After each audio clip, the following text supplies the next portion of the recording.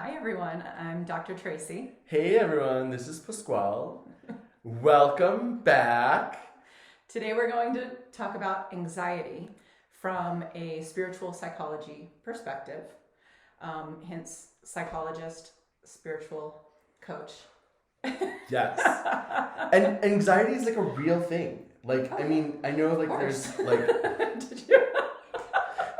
I didn't mean it like that. Wow. I didn't mean it like that. But there's like this belief out there that like anxiety is like, oh, just get it under control. And it's like, no, that's not how it works. Yeah. It's a real thing. Well, people who haven't, the hard part of it is that people who have never really experienced it don't understand it. And it's similar with depression too.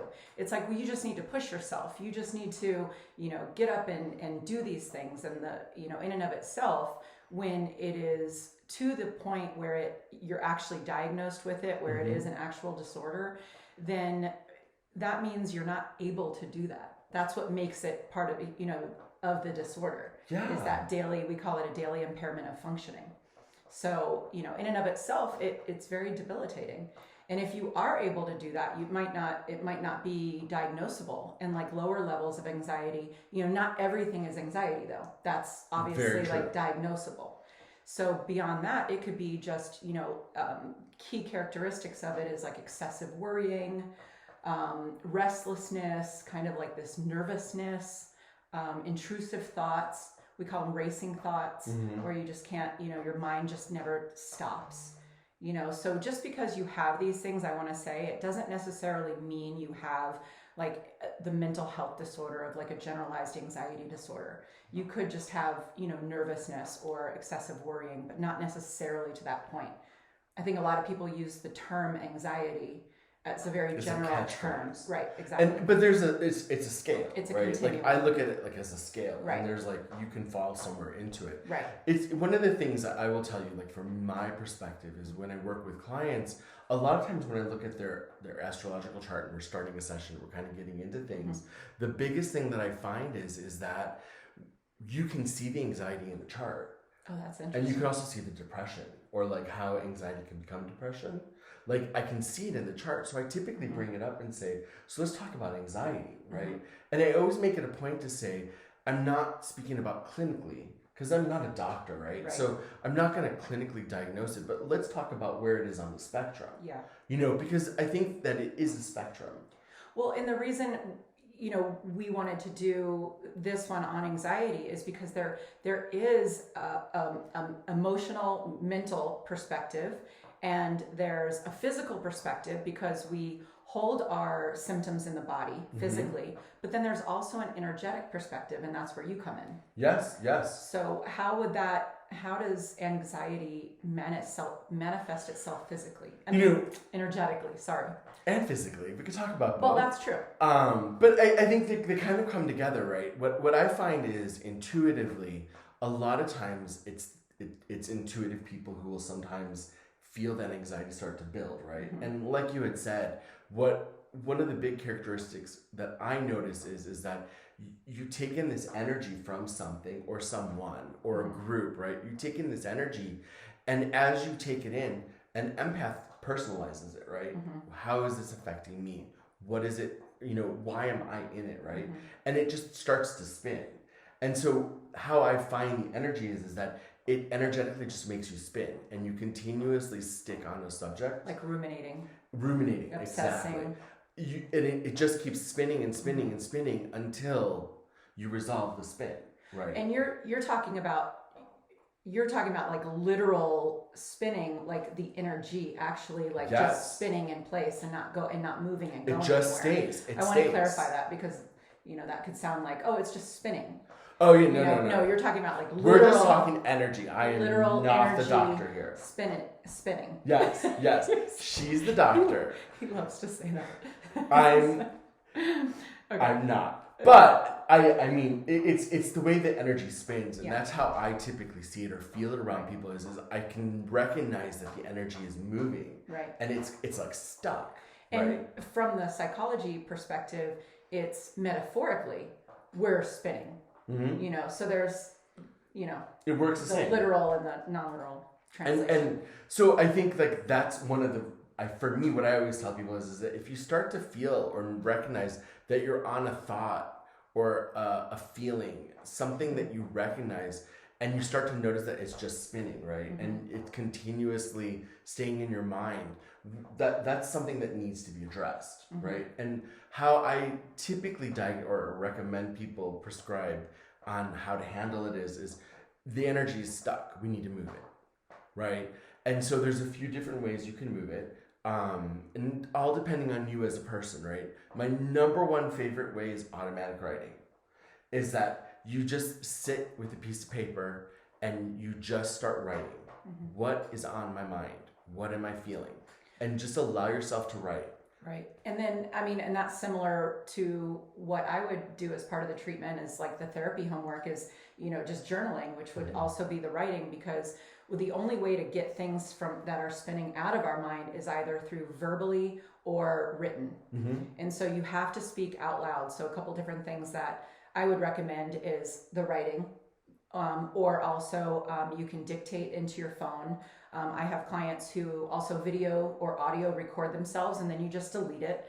You don't have to keep it or anything, and you don't even have to have it on you. Just the act of recording will help you speak as if you're actually speaking to somebody. From an energetic standpoint, I do recommend all of those, but I always try to get people to really recognize that the writing is the first. Okay, so do you think writing is more effective energetically? Most effective. Okay, and if you think about it, think about you're using your hands, right? And your hands are connected to what? Your chakras, right? Your heart chakra. And your heart chakra is typically the thing that's going to start to spin once everything starts to move through the body, right? Writing actually will move that energy from you out, right? Nice. And how the example I always tell people is, what do people do with their hands when it's warm? Right? Well, that's when that's when it's cold. She's lived in Arizona too long to recognize that this is cold. But Wait, yes, it still moves energy. Go like this? They go like this, right? Oh my god. It's so hot, right? I'm from the South. We have fans. Or the Real Housewives always fan their eyes because they're crying, right? Oh, don't make me. Yeah. But if you feel it, there's actually an energetic movement. I know. We love her though. Could you imagine me on that game where you say a word and then you have to say the first thing that comes to mind? I would be so bad. I would be saying the most, the... Hot! Yes, totally. That's so me. Ay, okay. But I'm it the doctor. moves energy. She's the doctor. Just remember that. But it does. It moves energy. It really moves energy. And so writing, the actual form of writing will actually move it out. And the thing that you have to remember is when you write, rip the page out, throw it away. Yes. You do not keep it. Yeah. It is not journal worthy. You don't want to look back on it and take the energy back in. What I say, this is really gross, but it's think of it as you're, regurgitating all of the negativity and nastiness, the depths of your soul inside of you. And so you wouldn't re-consume what you just threw up. No, you don't want to. Ew. That's just... And the reason I go with such a gross analogy is because you'll remember it.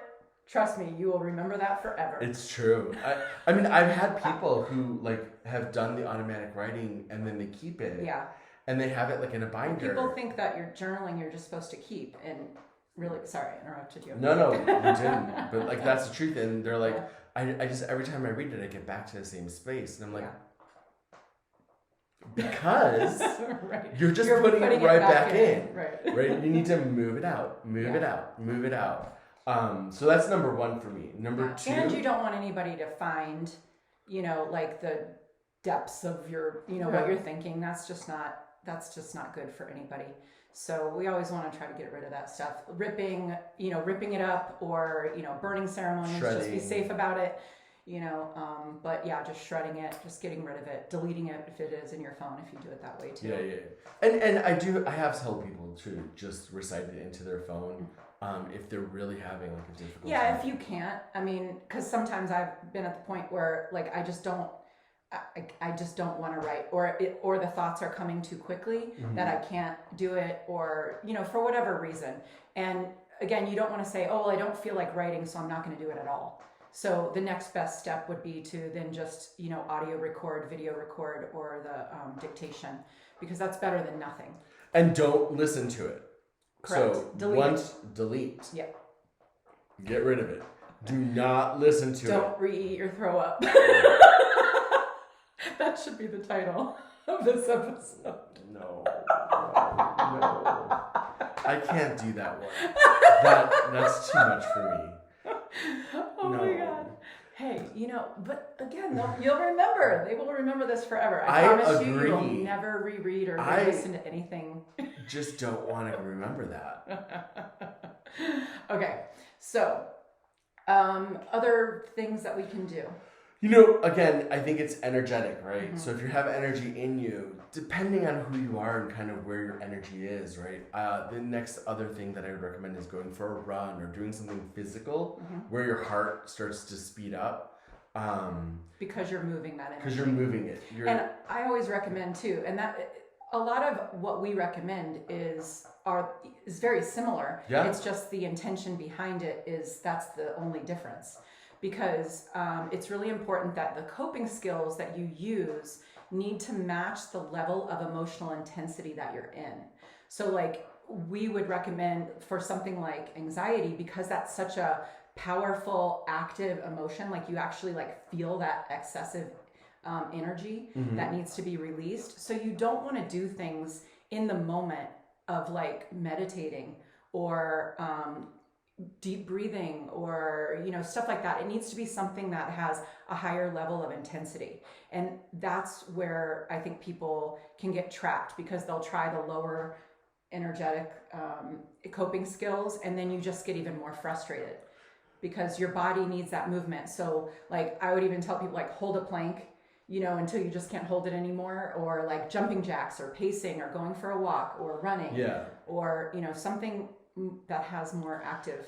What I always recommend to people is when you're looking for that release or what to do for that release, oftentimes it's the thing that you do where you recognize you're not thinking, right? So like if you're someone that goes on a run, but when you run, your mind is always wandering and you're thinking about everything, it's probably not the right one for anxiety, because your mind will start to activate, right, by running. So you don't want to do that. You want to find the thing that your mind kind of turns off, right? Because that's what will get it to go. Well, usually, but that's the beauty about something really more strenuous and active, is you can only have those ruminating thoughts, usually, generally speaking, of course, for like maybe 10 minutes at the most.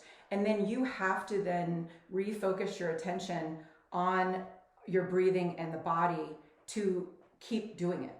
And so it automatically gets you off that rumination. Yes. And like same thing with yoga. You cannot hold poses because you need that concentration and the alignment of your mind and body to be able to hold it, or you're just going to keep fumbling and falling over and stuff like that.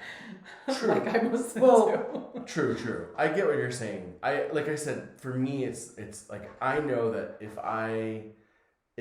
I'm having an anxiety moment or anxious moment, and I were to go do yoga, it won't work for me. Correct. Because yoga, for me, doesn't slow my mind down. It actually speeds me up. Yeah. Whereas I know that if I'm outside walking, biking, hiking, my anxiety will instantly go because I have no thought. Right. Well, also, we have all the extra stimuli that takes, that distracts us from that thought. Because remember, too, especially with any type of intrusive thoughts, that ruminating, racing thoughts, is we actually cannot keep, be thinking of two thoughts at one time. And, we use the term multitasking a lot, and people misinterpret it. What we're actually doing, and this has been scientifically shown, is that we're not thinking of multiple things at the exact same time. What we're actually doing is we're quickly shifting back and forth. So when your mind is on something else, this is why affirmations and things like that work, because it's actually shifting your focus off that rumination. That makes sense. And then being outside, any other extra stimuli, even music, podcasts, TV, TV and movies not so much, because we can wander and be able to have that in the background and also ruminate on our thoughts. So that's not a good one.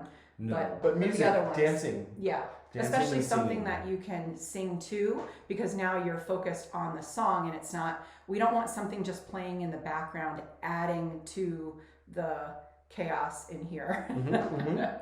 So Agreed. I think singing is another one that I always recommend, because but singing very specific, right? Like, it has to be happy, it has to be high upbeat. energy, it has to be something that isn't like thought provoking. That always works for me. For me, that always works. Yeah. Well, and you've said that's something that helps raise our vibrations, So which if you can raise your help vibration, release that anxiety as well.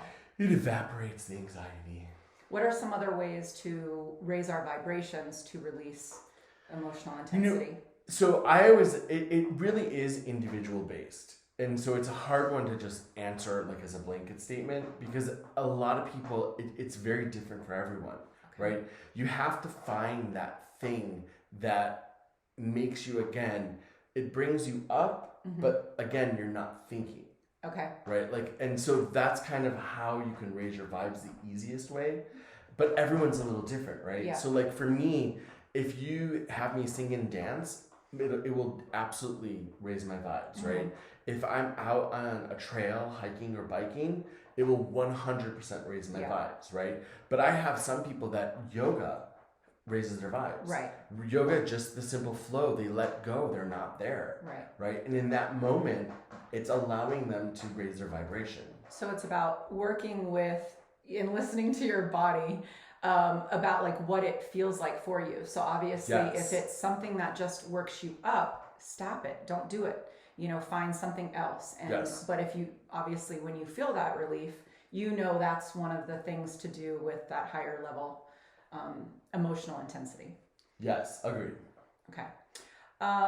Anything else on anxiety? Anxiety, I think for me, what I always tell people is when you start to find that your ruminating is starting, when that spin starts to happen, that's when you need to start addressing it. Right. Like, don't let it build, because the more that you allow it to build, it just starts to branch off into other thoughts and other ideas, and and then 5 thoughts equal 20 thoughts, and then it just becomes overwhelming, and that's when it's a little bit harder, because when it's overwhelming, that it's going to take a little bit longer. Whereas if you can start to do it right away, you start to recognize and kind of address it as it's happening. I'm glad you said that, because a lot of the work we do in therapy too is, assessing where we are on the level of intensity. So let's say we put our anxiety on a scale of 0 to 10, 10 being the worst, 0 being none.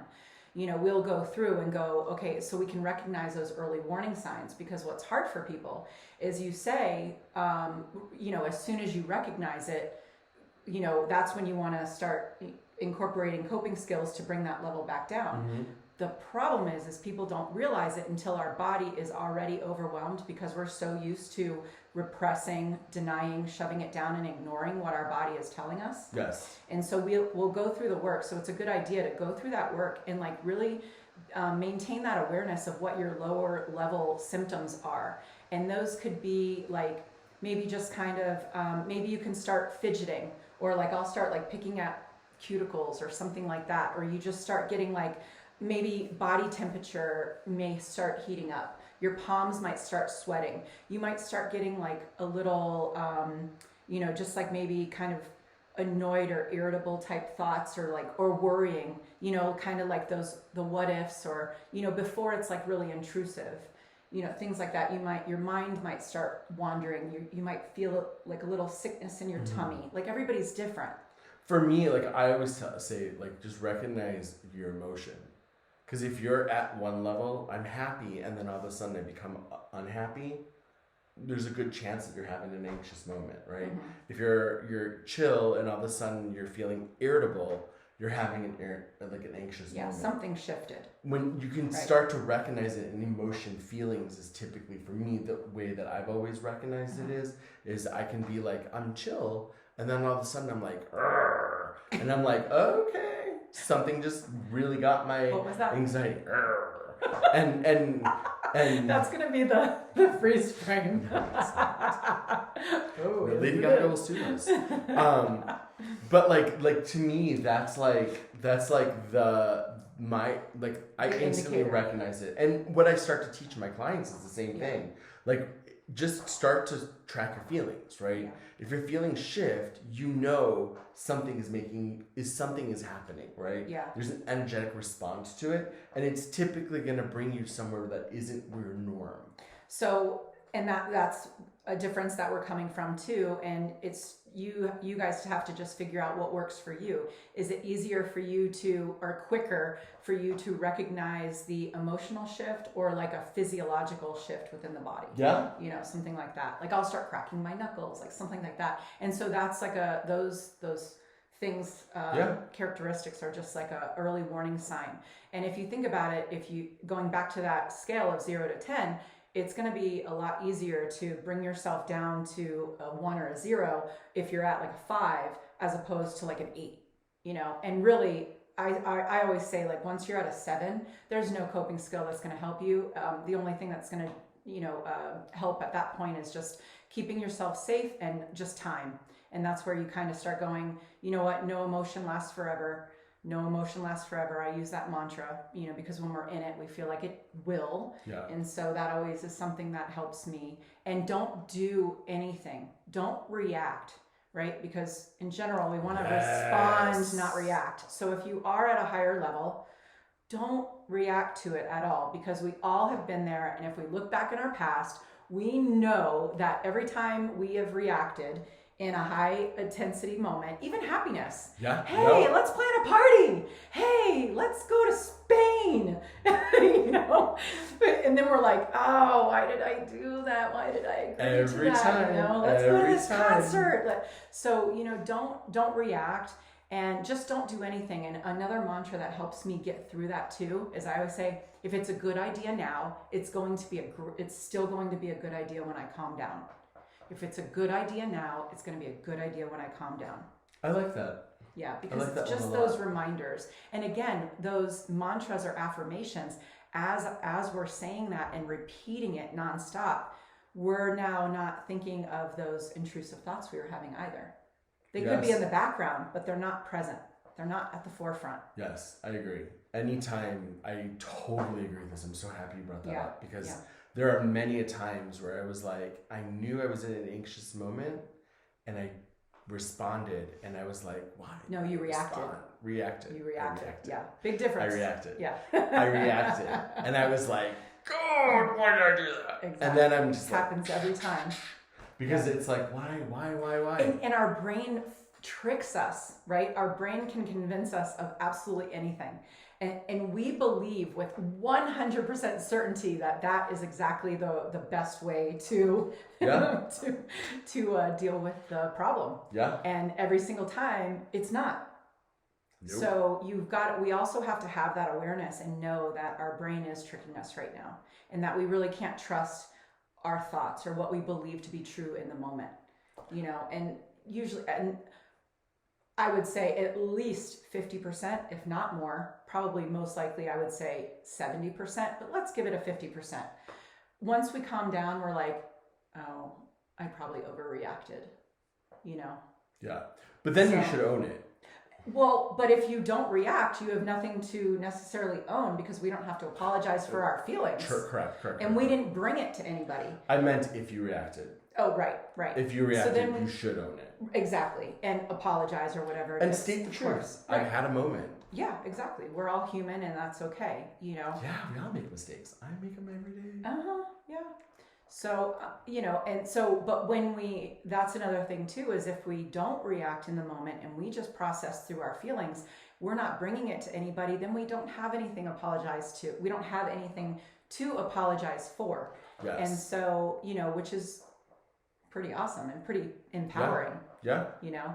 So. I 100% agree with that. Like I said, think that's amazing, because that's a thought that, you know, you sometimes forget, is that in that moment, you always want to respond, and you shouldn't. Also, I just thought the big thing with Oh, she's thinking. be careful. Is see now I kind of lost my train of thought. You're welcome. Dang it. Okay, so no, but be compassionate and patient with yourself and allow yourself to have the emotion. Yes. Right? Because in the beginning, we will get mad at ourselves. We're frustrated that we're even on this loop. And then what that turns into is anxiety over our anxiety, which you don't want to compound the problem. The problem, that whatever we're anxious about is bad enough. We don't have to then pad onto it and make it, put it from a 3 to a 6 on that intensity level scale. Yeah. Just by being now upset with ourselves about being upset. Like, Yeah. just allow yourself to be upset, have your emotion, process through it, and don't get, try not to like turn on your body or get mad at your body. Our body is, I always say like anxiety is not our enemy, because it feels like our body is failing us, but no, our body is, there's a whole, process going on, and it's trying to actually protect us. Mm-hmm. Does it get a little overzealous at times? Of course, but that can also be trained. Yes. And recalibrated in a sense. And so we just have to be able to do that work. But if we turn on our body, we're turning on ourselves. So what sense does that make? So it can feel like our body is failing us, but it's not. Our body is trying to warn us. It's like, hey, we need to stop. We need a timeout. We need to take a break. We need to calm down. We need to have compassion. We need to, whatever it is, Yeah. You need to take a break and self-care. You need to take care of us. And that's we the don't do it. key right there. Yeah. Is that all of this comes down to self-care. Exactly. And I think the realities of life is that we haven't been taught self-care. That's true. We weren't raised with self-care. Well, we were taught that was selfish. Yes, and Yeah. inappropriate. Right. And so that's the biggest thing, is to recognize is that anxiety is a response to you needing self-care. Yeah. Perfectly said. You heard it here first. All right, everybody. Take care. Thank you. See you next time.